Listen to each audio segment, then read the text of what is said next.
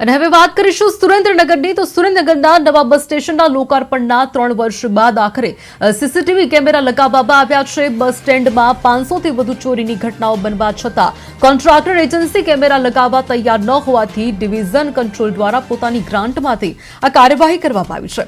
અનેક રજૂઆતો બાદ પ્રાથમિક તબક્કામાં 9 કેમેરા મૂકવામાં આવ્યા છે જે દેખરેખ રાખશે। જો કે 11 સ્ટેન્ડ અને 7 થી વધુ ઓફિસ ધરાવતા આ બસ સ્ટેન્ડ માટે માત્ર 9 કેમેરા પૂરતા ન હોવાના સવાલો ઉભા થયા છે।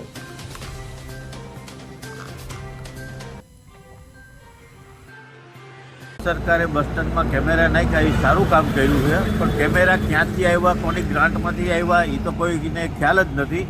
બીજા નંબરની અંદર કે 11 પ્લેટફોર્મ, 9 ઓફિસ, એની અંદર 9 કેમેરા। તમે આગળના ગેટ ઉપર જુઓ તો કેમેરો એકેય નથી, સાઈડમાં જુઓ તો નથી।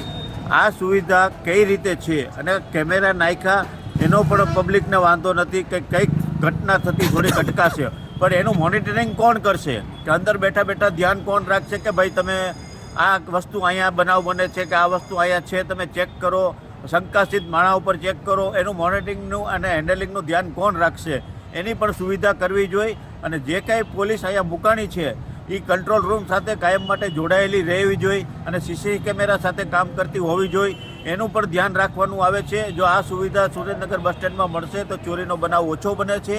બીજા નંબરની અંદર કોઈ પણ ભિક્ષુક અહીંયા બસ સ્ટેન્ડની અંદર માગવા આવે છે એના ઉપર પણ દેખરેખ રાખવી પડે છે કે એ ભિક્ષુકને જે કંઈ કંટ્રોલ રૂમ જાણ કરે એને બસ સ્ટેન્ડની બહાર રાખી અને એને ભિક્ષુક તરીકે માગણી કરવી જોઈએ એવું સલાહ આપી અને એને બહાર કાઢવા જોઈએ। સરકારે